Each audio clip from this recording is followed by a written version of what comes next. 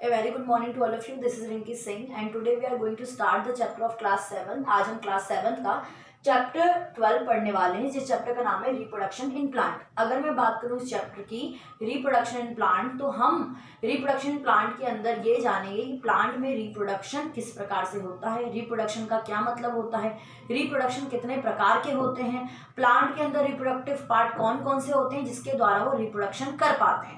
तो ये सारे टॉपिक जो है इस चैप्टर के अंदर हम कवर करने वाले हैं। जब आप अपनी सीनियर क्लासेस में जाओगे क्लास 8 में, तब आप जानोगे कि रिप्रोडक्शन इन ह्यूमन या रिप्रोडक्शन इन एनिमल किस प्रकार से होता है, कोई भी जीव है, कोई जानवर है, वो रिप्रोडक्शन कैसे करता है। आज की क्लास के अंदर हम जानेंगे कि किसी प्लांट में रिप्रोडक्शन कैसे होता है। ठीक है, अगर आप बात करें रिप्रोडक्शन इन प्लांट की, तो रिप्रोडक्शन इन प्लांट से पहले हमें समझना ये जरूरी है कि रिप्रोडक्शन आखिर क्या होता है। When the mother birth young one and offspring is called the reproduction। जब भी पेरेंटल बॉडी एक यंग वन को बर्थ करती है या किसी ऑफस्प्रिंग को, शिशु को जन्म देती है, उसी को रिप्रोडक्शन कहा जाता है। रिप्रोडक्शन जो है, इंट्रोडक्शन की अगर बात करें तो आपको याद होगा हमने ऑनलाइन क्लास में इस चैप्टर को स्टार्ट किया था, जिसके अंदर हम ये जान रहे थे कि कोई भी यंग वन जब बर्थ होता है उसकी एक स्टेज आती है। पहले वो चाइल्डहुड होता है, अडल्ट होता है, फिर वो बुढ़ापा उसका आ जाता है, दैट मीन्स वो बुजुर्ग हो जाते हैं। ठीक है, ओल्ड एज आ जाती है। तो ये जब ये लाइफ स्पेन जो हमारी होती है, ये जो जर्नी है उसको हम लाइफ स्पेन कहते हैं। और लाइफ स्पेन के बाद एक इंसान की मृत्यु हो जाती है। जन्म लिया, शिशु जब जन्म लेता है, अडल्ट होता है, ओल्ड एज आती है एंड वो मर जाता है। तो आपसे सवाल ये पूछा गया था, अगर इसी तरीके से इंसान मरते जा रहा है, जब उसकी उम्र का समय खत्म हो जाता है तो वो मर जाता है, तो आखिर ये पॉपुलेशन कैसे बढ़ रही है? ये पॉपुलेशन बढ़ रही है बिकॉज ऑफ रिप्रोडक्शन। एक व्यक्ति अगर रिप्रोडक्शन करता है तब जाके वो संसार में पॉपुलेशन की संख्या जो होती है वो इंक्रीज होती जाती है। ठीक है, अब बात करते हैं, आपने ये भी पढ़ा था कि आपके शरीर में बहुत सारे सिस्टम्स होते हैं। ये दैट मीन्स 8 सिस्टम आपके शरीर में मौजूद होते हैं। Circulatory system, respiratory system, skeleton system, muscular system, digestive system, बहुत सारे सिस्टम जो हैं इसी प्रकार के सिस्टम आपके शरीर में होते हैं। तो ये सभी सिस्टम अपने आप में ही बहुत महत्वपूर्ण है। इनमें से कोई भी सिस्टम अगर वर्क नहीं करेगा या खराब हो जाएगा किसी भी तरह से, तो हमारी जो लाइफ है वो जीवन जीना, सर्वाइव करना हमारे लिए मुश्किल हो जाएगा। रेस्पिरेटरी सिस्टम में लंग्स अगर खराब हो गए या लंग्स में प्रॉब्लम हो गए तो हमें जीवन जीना बहुत मुश्किल हो जाएगा। सर्कुलेटरी सिस्टम में हार्ट कोई प्रॉब्लम हो गई, नर्वस सिस्टम में आपकी नलिकाएं में कोई प्रॉब्लम हो गई, ब्रेन में कोई प्रॉब्लम हो गई, तो इससे हम नहीं जी सकते। तो आपसे सवाल ये पूछा गया था, क्या आपका रिप्रोडक्टिव सिस्टम भी उतना ही इंपॉर्टेंट है जितना बाकी सिस्टम है? तो आपका आंसर ये है कि रिप्रोडक्टिव सिस्टम इंपॉर्टेंट है बिकॉज ऑफ कि वो जनरेशन टू जनरेशन स्पीसीज को आगे बढ़ाने में मदद करता है। लेकिन इसका आंसर ये भी है कि बिना रिप्रोडक्शन के भी एक इंसान पूरी उम्र रह सकता है। अगर कोई व्यक्ति, अगर आप सांस नहीं लोगे तो नहीं जी पाओगे, रेस्पिरेटरी सिस्टम वर्क नहीं करेगा तो नहीं जी पाओगे, लेकिन अगर आप रिप्रोडक्शन नहीं करते हो तो भी आप पूरी जिंदगी जी सकते हैं। ठीक है, reproduction is not the essential for our life survive. ठीक है, लाइफ सर्वाइव करने के लिए रिप्रोडक्शन जरूरी नहीं होता है। रिप्रोडक्शन जरूरी होता है आपकी पीढ़ी को आगे बढ़ाने के लिए। अगर कभी भी आपसे कोई सवाल पूछे कि रिप्रोडक्शन जब बाकी सिस्टम जितना इंपॉर्टेंट नहीं है तो वो क्यों जरूरी है, वो आपकी पीढ़ी दर पीढ़ी को, जनरेशन टू जनरेशन आगे बढ़ाने के लिए रिप्रोडक्शन इंपॉर्टेंट होता है, ताकि हम अपनी स्पीसीज को आगे बढ़ा सकें। ठीक है, अब बात करते हैं कितने प्रकार के रिप्रोडक्शन होते हैं। तो 2 प्रकार के रिप्रोडक्शन होते हैं। एक होता है सेक्सुअल रिप्रोडक्शन, असेक्सुअल रिप्रोडक्शन। अब सेक्सुअल असेक्सुअल में क्या अंतर होता है? वैसे आप इसका डिस्टिंग्विश का एक टेबल बना सकते हो। इसमें जब आप इसको डिटेल में जानेंगे सेक्सुअल को और असेक्सुअल को, तो आप में डिफरेंशिएशन जो है आप आसानी से उसका कर पाएंगे। अभी मैं शॉर्ट टर्म में आपको डिफरेंट बताती हूँ इनमें क्या अंतर होता है। तो सेक्सुअल रिप्रोडक्शन में दो आपका इंडिविजुअल की उपयोगिता होती है। 2 इंडिविजुअल चाहिए होते हैं और दोनों ही अपोजिट सेक्स के होने आवश्यक हैं। एक मेल और एक फीमेल का होना जरूरी है। ठीक है, अपोजिट सेक्स के वो होंगे तभी रिप्रोडक्शन हो सकता है।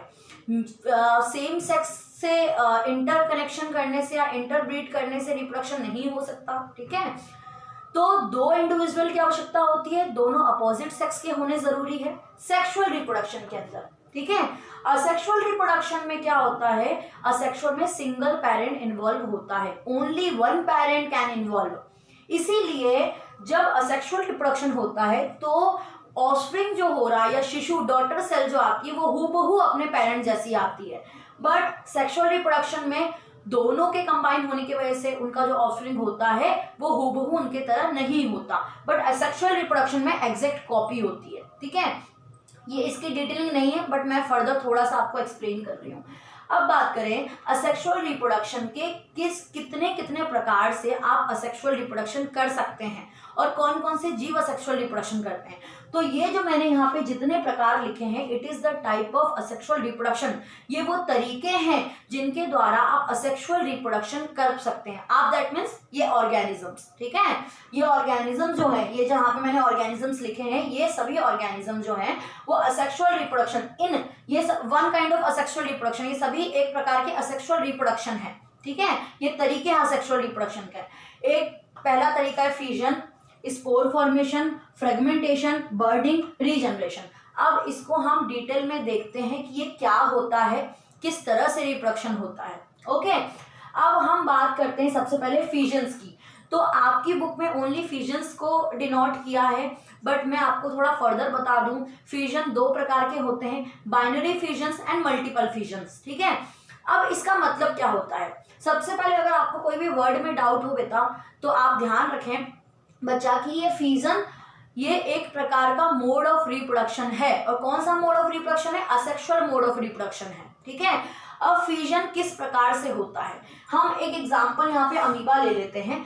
अमीबा का स्ट्रक्चर आप अपने बुक में देख सकते हो और मैं यहाँ पे फर्दर बना के भी आपको बता देती हूँ, ठीक है। ये थोड़ा सा हम रब कर देते हैं आपको समझाने के लिए। तो अब हम यहाँ पे फ्यूजन समझ रहे हैं, मोड ऑफ रिप्रोडक्शन फ्यूजन समझ रहे हैं। फ्यूजन में हम अमीबा ले रहे हैं। सबसे पहले ध्यान रखें कि अमीबा का कोई डेफिनेट स्ट्रक्चर नहीं होता है, ठीक है। और ये जो इनका हिस्सा है जिसकी वजह से वो चल फिर पाते हैं उसको सूडोपोडिया कहा जाता है। अब अमीबा क्या करता है, अमीबा अपने सेल को डिवाइड करता है दो डॉटर सेल में। जैसे कि मैं अगर एक स्ट्रक्चर बनाऊं इसका, तो ये कुछ अमीबा है, ठीक है। ये धीरे धीरे क्या होगा, ये अलग होता है, धीरे धीरे अलग होना शुरू होगा और इस तरीके से अलग होगा। और ये एक टाइम ऐसा आता है जब ये अमीबा पूरी तरीके से ही अलग हो जाता है विथ देयर न्यूक्लियस, ठीक है। ये पहले न्यूक्लियस धीरे धीरे अलग होना शुरू होते हैं बेटा, न्यूक्लियस जो है इसके अलग होना शुरू होते हैं और वो न्यूक्लियस जब धीरे से अलग हो जाते हैं तो दो डॉटर सेल बन जाते हैं। मतलब अमीबा अपने सेल को दो सेल में डिवाइड कर देता है, इसी को फ्यूजन्स कहते हैं। फ्यूजन दो प्रकार के होते हैं, बाइनरी फ्यूजन जो मैंने आपको बताया वो बाइनरी फ्यूजन है। अभी फ्यूजन्स की डिटेलिंग में हम नहीं जाएंगे, जस्ट आप ये समझे ये इस प्रकार से जो मेथड जिस तरीके से आप इस्तेमाल कर रहे हैं इसको फ्यूजन्स मोड ऑफ रिप्रोडक्शन कहते हैं, फ्यूजन कहलाता है। इस प्रकार से आप फ्यूजन्स करते हैं। तो इसमें क्या हुआ, अमीबा इस तरह से रिप्रोडक्शन करता है कि अपने ही सेल को दो डॉटर सेल में क्या कर देता है, बांट देता है, डिवाइड कर देता है। इस मोड ऑफ रिप्रोडक्शन को फ्यूजन्स कहते हैं। I hope it's clear. अब हम बात करते हैं स्पोर फॉर्मेशन की। तो स्पोर फॉर्मेशन में क्या होता है बेटा, स्पोर्स में होता है कि जो फूलों के अंदर छोटे छोटे डॉट पाए जाते हैं, स्पोर्स पाए जाते हैं। स्पोर्स जो होते हैं वो स्फेरिकल डॉट लाइक स्ट्रक्चर होते हैं, कुछ दाने की तरह होते हैं, छोटे छोटे दानों की तरह होते हैं। और जब ये एनवायरनमेंट में किसी प्रकार से फैल जाते हैं और इनको फेरेबल कंडीशन मिल जाती है अपनी, तब ये अपनी ग्रोथ कर लेते हैं उसी जगह पर, ठीक है। जैसे ये एक फूलों द्वारा, इसके एग्जांपल यहाँ पर आपको दिए हुए हैं सारे, फंजाई, फॉर्न, मोसेस, बैक्टीरिया, ठीक है। अब ये जब एनवायरनमेंट में इधर उधर जब फैल जाएंगे और इनको जब अपनी फेरेबल कंडीशन मिल जाएगी और वहीं पर ये ग्रोथ कर लेते हैं, इसी रिप्रोडक्शन मेथड को स्पोर फॉर्मेशन कहते हैं। अब बात करते हैं फ्रेगमेंटेशन की। फ्रेगमेंटेशन में आप स्पायरोगायरा ले सकते हो। आप आपकी बुक में स्ट्रक्चर देख सकते हो, मैं आपको स्ट्रक्चर बना के समझाती हूँ यहाँ पर, और अगर कोई डाउट होता है तो बुक में भी आप स्ट्रक्चर को देख सकते हो। स्पायरोगायरा का कुछ ऐसा एग्जाम्पल होता है, मैं लंबा बना देती हूँ, ये कुछ इस तरीके का होता है स्पायरोगायरा, ठीक है।